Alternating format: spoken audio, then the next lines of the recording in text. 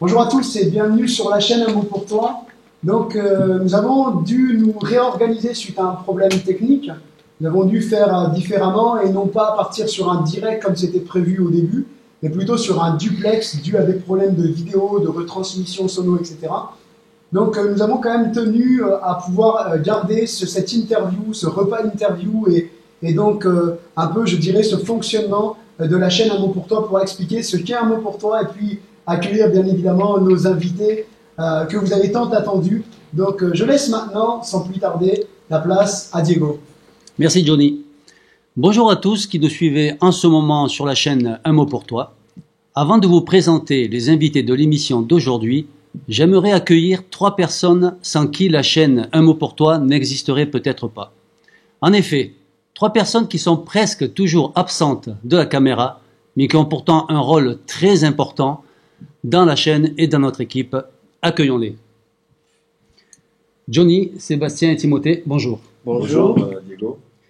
Sébastien, si tu permets, je commence par toi. Très bien. Pourquoi avoir voulu créer la chaîne Un mot pour toi? Alors, quelques explications concernant la création de la chaîne YouTube Un mot pour toi. Tout d'abord, on voudrait dire que nous sommes chrétiens, moi-même je suis pasteur, et nous avons trouvé que c'était un moyen pour partager notre foi, et notamment on s'est appuyé sur un passage de la Bible qui nous dit comment entendront-ils parler de lui, comment croiront-ils, en lui si personne ne parle. Donc voilà la raison de notre chaîne, c'est de pouvoir partager tout simplement le message de l'évangile avec tous ceux et toutes celles qui vont regarder cette chaîne. Bien. Timothée, il existe plein de chaînes et de sites sur Internet qui parlent de Dieu et qui en parlent très bien. Donc pourquoi avoir une chaîne en plus? Alors effectivement, avant d'avoir un petit peu lancé cette chaîne, Diego, on a un petit peu regardé autour ce qu'il y avait comme chaîne, et il y a pas mal de chaînes existent qui méritent d'exister, mais on a voulu un peu travailler sur la proximité, une chaîne d'évangélisation qui est certes une identité propre à notre territoire, à l'église de Pézenas, puisque c'est l'église de Pézenas qui soutient. Et cette chaîne, comme Sébastien a dit, a pour vocation à apporter l'évangile, à annoncer cette bonne nouvelle. Et je dirais les chaînes qui existent au niveau national a une bonne dimension, mais nous avons voulu vraiment un peu, je me radote un peu, mais vraiment impacter notre église, notre ville, la ville de Pézenas, et bien entendu dans la région. Et cette chaîne de l'église, elle a pour but de donner accès aux personnes qui n'oseraient pas, en tout cas, prendre le pas de venir à l'église. Voilà, donc un petit peu découvrir l'évangile un petit peu à travers les réseaux YouTube. Très bien. Merci. Et donc pour terminer, Johnny, on n'entend jamais parler dans vos vidéos d'une église, d'un mouvement religieux. En fait, qui êtes-vous? Alors comme Timothée et Sébastien l'ont bien résumé, nous sommes chrétiens évangéliques. Effectivement, pour répondre à ta question, Diego, la volonté que nous avions lorsque nous avons créé la chaîne Un mot pour toi, c'était bien évidemment de ne pas mettre en avant un mouvement religieux, une église même, une entité d'église. Voilà pourquoi tout simplement nous avons décidé volontairement d'appeler la chaîne Un mot pour toi et de ne pas forcément dans notre communication l'associer à une église. Bien évidemment, nous sommes des chrétiens rattachés à une église locale, à l'église évangélique de Pézenas, auquel nous sommes attachés, qui elle-même est rattachée à la Fédération et à l'Union des Assemblées de Dieu de France. Donc c'est quelque chose auquel nous sommes attachés à la fois donc à notre église locale, mais aussi au mouvement, je dirais, des Assemblées de Dieu auxquelles nous appartenons. Et ce que nous voulons avant tout mettre en avant et promouvoir, c'est la personne de Jésus, son message, ce qu'il a dit, ce qu'il a fait. Bien évidemment, le message de la Bible, c'était vraiment quelque chose pour nous d'essentiel, plus que de mettre en avant autre chose. Bien, très bien. Bien, merci à tous les 3 pour nous en avoir dit un peu plus sur la chaîne YouTube Un mot pour toi. Et nous sommes heureux d'être ensemble en ce moment. Et comme vous pouvez le constater, je ne suis jamais tout seul. Ma femme est toujours à mes côtés, ma chère et tendre épouse, que je vous présente Anne. Comment vas-tu, Anne? Ça va, merci. Et toi? Très bien, merci. Donc bonjour à tous aujourd'hui qui nous suivez. Nous accueillons non pas un invité aujourd'hui, mais un couple. Lui est pasteur, elle est chanteuse. Nous accueillons aujourd'hui Bruno et Marie Gauthier. Bonjour. Bonjour. Bonjour. Alors Bruno, comme Anne l'a mentionné, tu es pasteur. Et selon toi, quelles sont les qualités indispensables pour être un pasteur? Avant de parler de qualité, d'abord, bonjour à chacune, à chacun, bonjour aux internautes, bienvenue dans cette belle émission. Et avant de parler de qualité, moi j'aimerais d'abord parler de vocation. Le pasteur, le pastorat, c'est d'abord une vocation. C'est pas un métier comme les autres. C'est une vocation. Une vocation, c'est quoi? C'est un appel qui vient de Dieu. C'est un feu intérieur qui est comme quelque chose qui nous envoie partager le message de l'Évangile. Maintenant, quelques qualités. Bon, il en faut beaucoup des qualités pour être pasteur. Mais j'en citerai trois, et ça me paraissent essentielles, et c'est les qualités qu'on retrouve dans la Bible, c'est la foi. Alors bien sûr, vous allez me dire, bien sûr, le pasteur, il croit en Dieu. Oui, mais il doit avoir la foi parce que le pasteur, c'est un animateur, en quelque sorte, un berger qui va aider des hommes et des femmes à les conduire dans le domaine de la foi, établir une relation eux-mêmes avec Dieu. Donc vous comprenez bien que le pasteur lui-même doit avoir une foi authentique, une foi fortifiée. Il lui faut aussi de l'espérance, parce que je crois que notre société, notre environnement manque d'espérance. Et la cité, bien sûr, dans la cité, et d'ailleurs on a la joie de visiter votre belle ville de Pézenas, et j'invite les internautes à venir à Pézenas. Aujourd'hui, il n'y a pas de soleil, mais si vous venez, il y en aura. Bon, mais dans cette ville de Pézenas, comme dans beaucoup de villes, on y trouve des éléments essentiels. Il faut une boulangerie, il faut une boucherie, il faut des lieux où on puisse se restaurer, se divertir, s'informer, se former, un lieu pour travailler, pour gagner de l'argent. Mais parfois, on oublie l'essentiel. Je crois que dans nos cités, on a besoin aussi de lieux de réflexion, de méditation, de prière. C'est ce qu'on appelle l'Église. Et le pasteur, c'est celui qui anime ce qu'on appelle l'Église, que Dieu appelle l'Église, que Jésus a institué l'Église. Et donc le pasteur doit être porteur de cette espérance qui dit qu'avec Dieu, tout est possible. La vie est tellement morne sans espérance. Alors, la grande qualité du pasteur, me semble-t-il, c'est d'être nourri de cette espérance. Et puis la troisième qualité, on retrouve aussi dans la Bible, c'est l'amour. Et oui, l'amour, c'est la clé, cet amour qui nous vient de Dieu. Dieu nous aime et nous permet par conséquent d'aimer les autres. Voilà. Alors bien sûr, je pourrais citer d'autres qualités, la patience, la miséricorde, mais je crois, allez, on va s'arrêter à ces trois qualités, la foi, l'espérance et puis de l'amour. Et toi, Marie, tu es donc chanteuse, interprète, compositeur. Pourquoi ce choix du chant et de la musique? Ben, c'est une bonne question. Et c'est une question à laquelle je vais répondre tout simplement. C'est tout ce que je n'aurais pas voulu faire.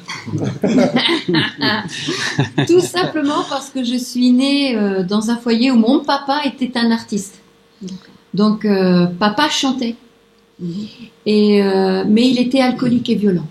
Donc, tout le monde l'applaudissait. C'était la grande vedette, mais c'était pas la vedette à la maison. Et on a toujours dit de moi, quand je suis née, ce bébé-là, il a pas crié. Quand il est né, il a chanté. Mais c'est vrai, parce que finalement, j'ai toujours chanté. Je le faisais pas exprès. C'était comme ça, je chantais. Mais mon papa, qui était bien malin, il avait repéré que la petite Marie, elle avait simplement reçu ce don, on peut dire un don comme ça, dans mon pack naissance.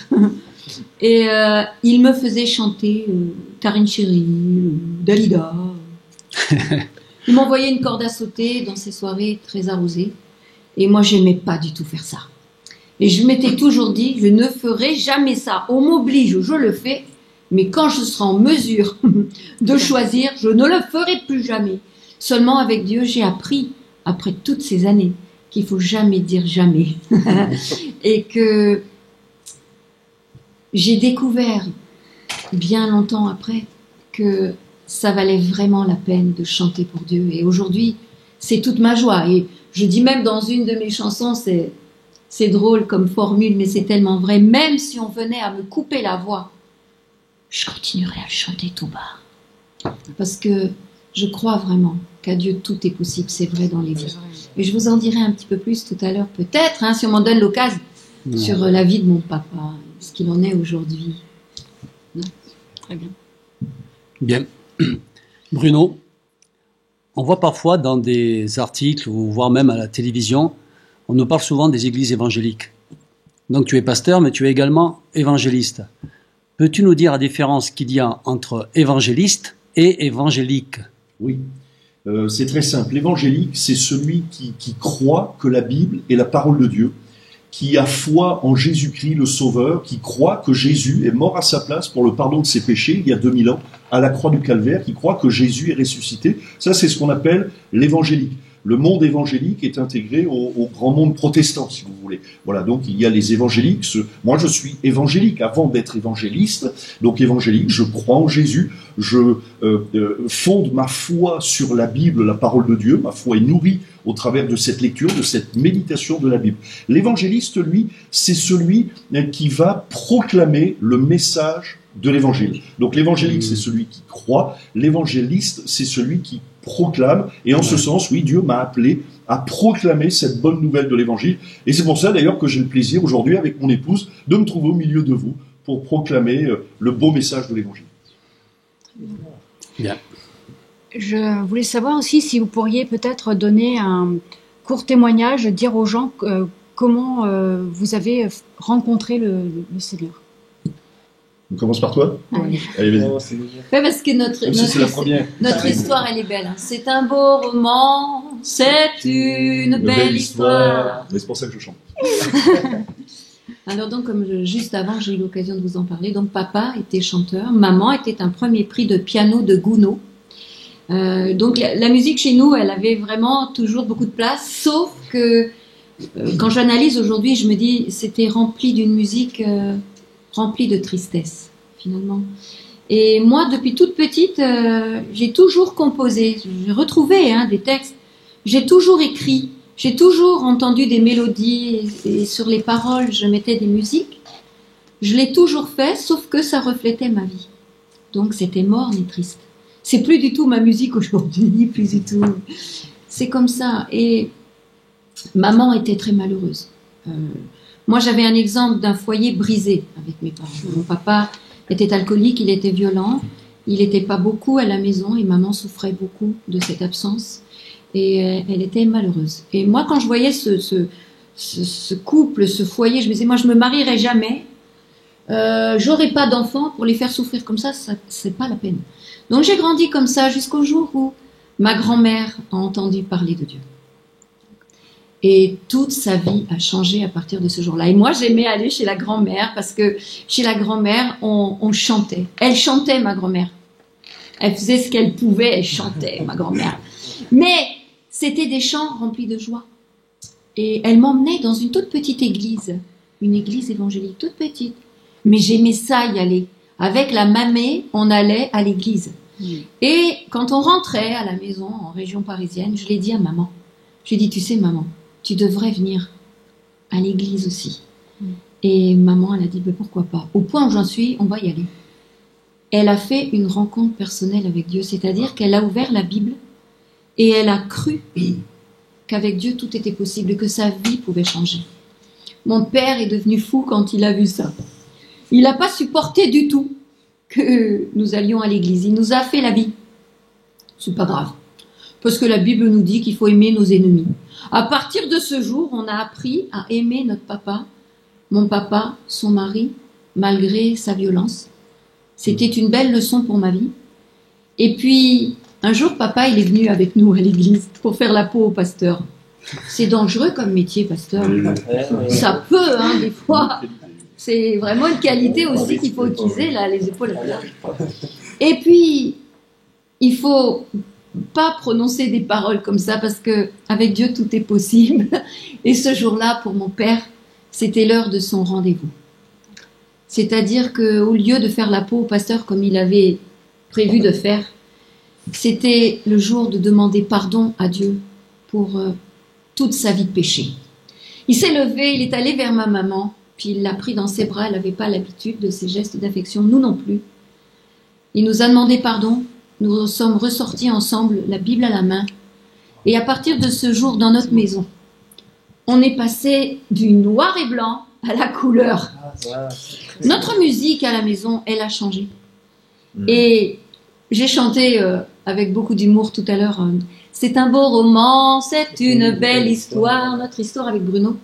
Parce que mon père était un responsable, un directeur commercial, et Bruno était son adjoint au travail. Et il lui a parlé de Dieu, évidemment. Et puis moi aussi, hein, quand j'allais faire le stage chez papa, hein, j'ai parlé de Dieu à Bruno. Et c'est ainsi qu'il a entendu parler de l'Évangile.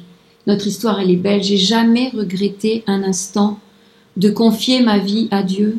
Et quand je l'ai rencontré et quand j'ai fait la paix avec lui, alors je lui ai dit, oui, je chanterai pour toi. C'est une prière dangereuse, je lui ai dit, sers-toi de moi. Et c'est toute ma joie que de chanter pour Dieu. J'ai dit tout à l'heure, même si on me coupe la voix, je continue à chanter tout bas. Bon, Bruno, c'est à toi? Oui, et donc vous avez compris que c'est le papa de Marie qui m'a parlé de l'évangile. J'avais 22 ans, c'était mon premier emploi, donc j'étais agent commercial. Et donc j'entends parler de l'évangile et deux choses m'ont particulièrement touché. La première, c'est que son papa me parlait d'un Dieu proche, d'un Dieu qu'on pouvait atteindre, à qui on pouvait parler. Moi, je pensais bien qu'il y avait un Dieu quelque part, mais tellement lointain, tellement loin de nos préoccupations, qu'au fond, moi, j'avais pas de valeur, qu'on était comme des microbes. Voilà, c'était ma conception de Dieu. Il y a peut-être un Dieu, mais une intelligence supérieure, mais qui, au fond, n'avait pas de sentiments pour nous. Puis lui, il me parle d'un Dieu qu'on peut prier, d'un Dieu qui s'intéresse à nos besoins, même les plus matériels, à mon travail, à mon épanouissement, à mes besoins sentimentaux, à mes besoins physiques.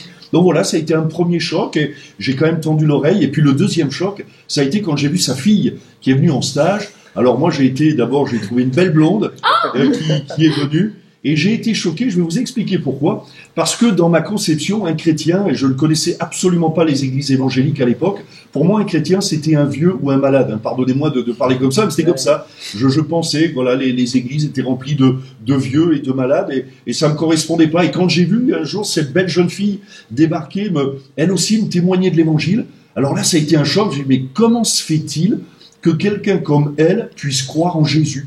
Comment se fait-il qu'une belle jeune fille puisse prier, puisse lire la Bible? Et j'ai tendu mon oreille, et petit à petit, j'ai pas que tendu mon oreille, mon cœur s'est ouvert, et puis j'ai commencé moi-même à lire la Bible, et puis à découvrir ce Dieu qui, au fond, devant lequel j'avais de la valeur. Ça a été la première chose aussi que j'ai découverte quand j'ai ouvert mon cœur, que j'ai prié ce Dieu de l'Évangile, c'est que j'ai découvert qu'à ses yeux, j'avais de la valeur. Et à partir de ce jour-là, toute ma vie a été changée. Parce que c'est pas que j'avais raté ma vie. Hein. Si vous m'avez posé la question, est-ce que tu étais malheureux? Non, j'étais pas malheureux, mais j'étais pas heureux pour autant. En fait, j'avais pas découvert de sens à ma vie.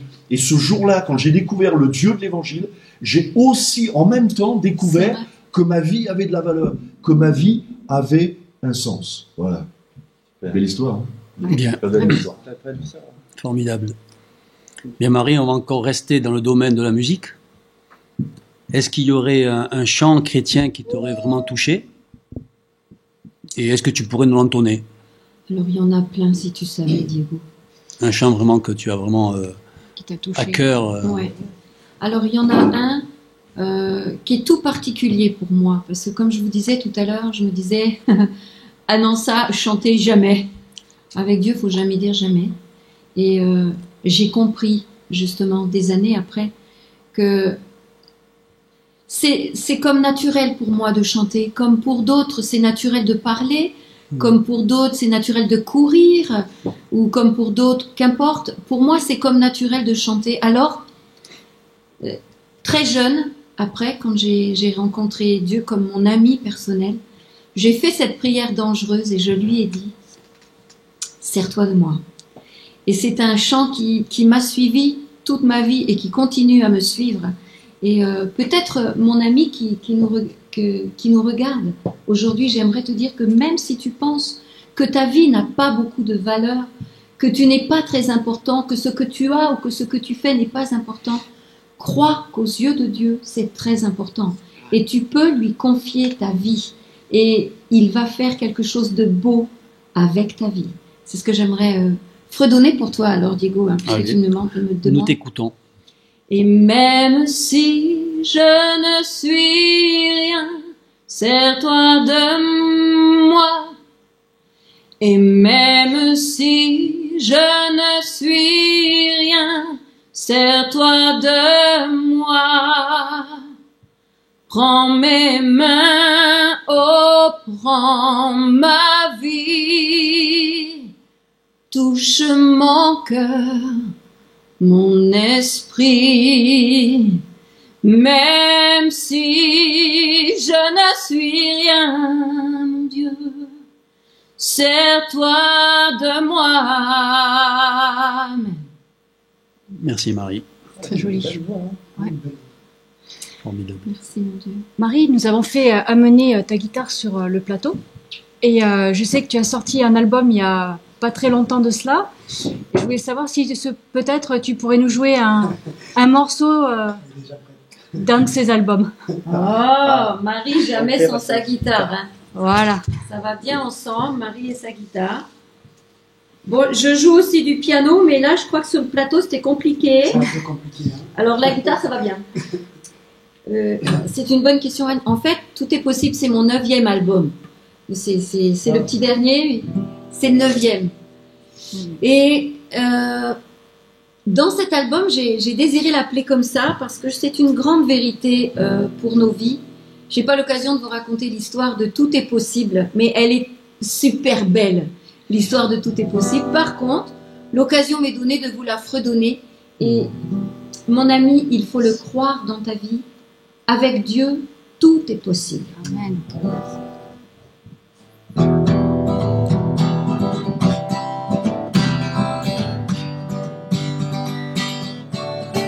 Tout est possible, tout est possible, tout est possible à celui qui croit. Tout est possible, tout est possible, tout est possible à celui qui croit.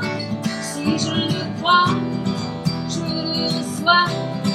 Tout est possible à celui qui croit. Oui, je le crois, je le reçois par la foi. Tout est possible à celui qui croit. Fais-moi voir ta face.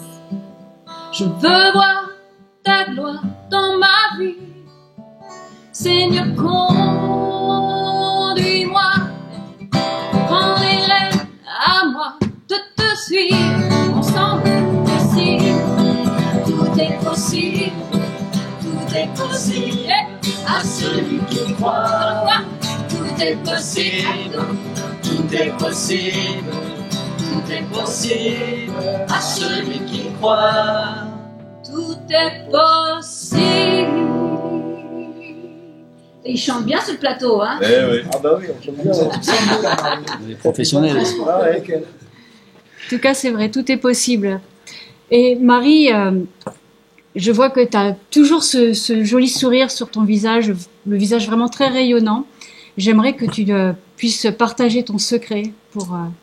Merci Anne, c'est vrai. Et c'est pas quelque chose que j'affiche sur mon visage, c'est vraiment ma vie. C'est aussi toute mon histoire. Parce que mon histoire était remplie de larmes. Le modèle de ma maman était dépressive, elle allait à l'hôpital faire des cures pour se ressourcer. Mon papa était violent et on recevait ses coups. Forcément, il y avait beaucoup de larmes chez nous. Mais comme j'expliquais tout à l'heure, on est passé du noir et blanc à la couleur chez nous. Et à partir de ce jour, c'est vrai, c'était le sourire. Et pourquoi ce sourire? Je l'analyse comme ça aujourd'hui. Je réalise chaque matin en me levant et chaque soir en me couchant que Dieu me prête vie. Amen. Ma vie, notre vie, ta vie peut s'arrêter à tout moment. Elle ne nous appartient pas. Mais le souffle de vie qui est en nous, c'est Dieu qui nous le donne. Alors, quand je me réveille le matin, oui, le sourire sur mes lèvres, une journée de plus à vivre avec mon Dieu. C'est bon. Et quand je m'endors le soir, oui, une belle journée et un repos pour vivre à nouveau une belle journée avec mon Dieu. Alors, un sourire sur mes lèvres. C'est bien. C'est beau.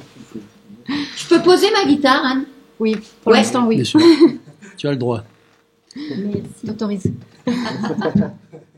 Voilà, j'aurais une dernière question, Bruno. Oui.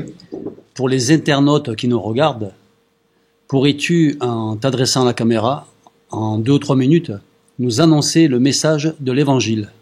Oui, avec plaisir. Il n'y a pas plus beau message que le message de l'Évangile. D'abord, j'aimerais rappeler, pour ceux qui ne le savent pas, ceux qui nous écoutent, qui nous regardent, que Dieu a un plan. Dieu a un plan de bénédiction, Dieu a un plan d'épanouissement, Dieu a un plan pour chaque être humain.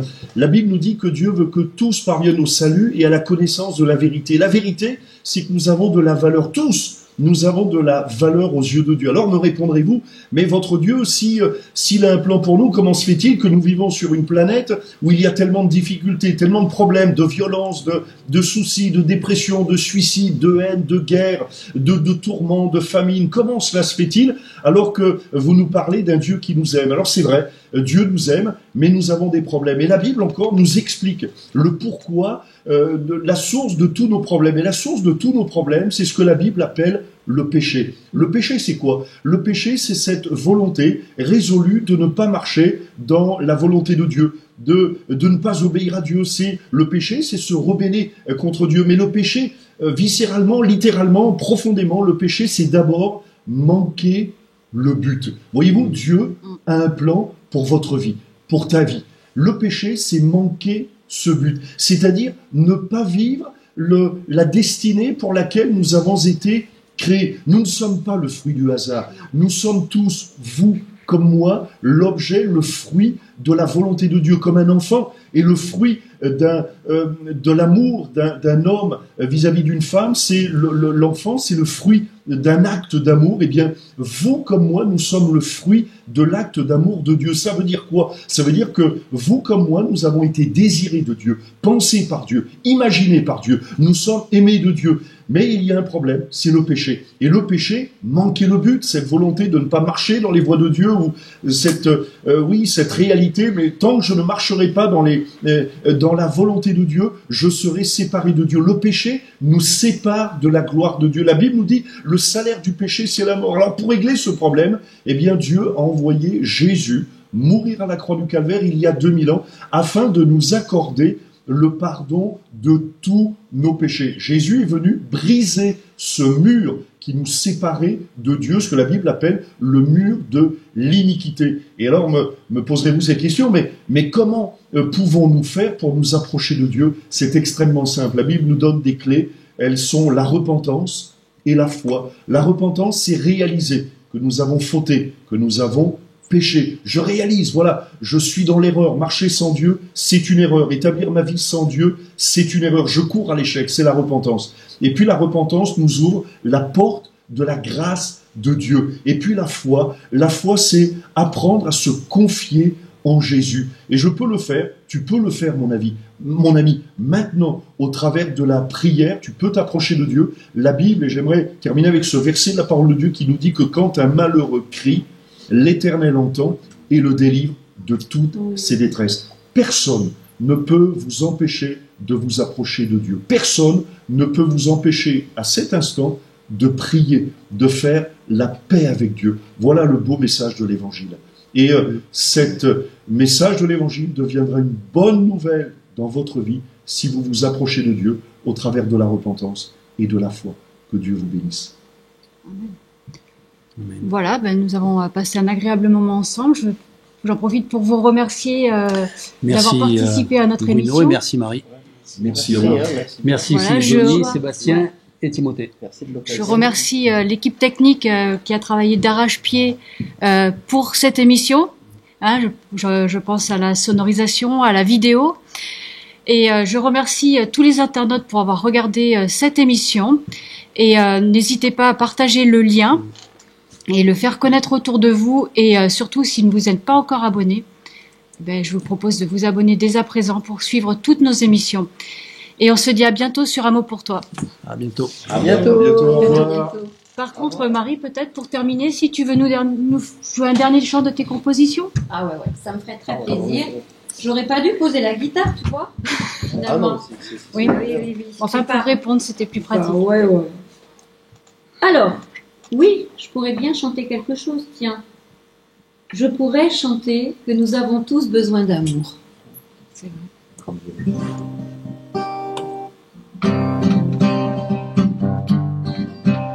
On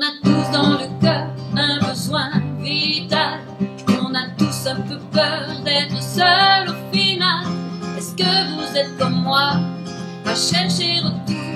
Et c'est chacun pour soi, et y a tout le monde qui court. Dieu l'a inscrit en nous, cet amour parfait.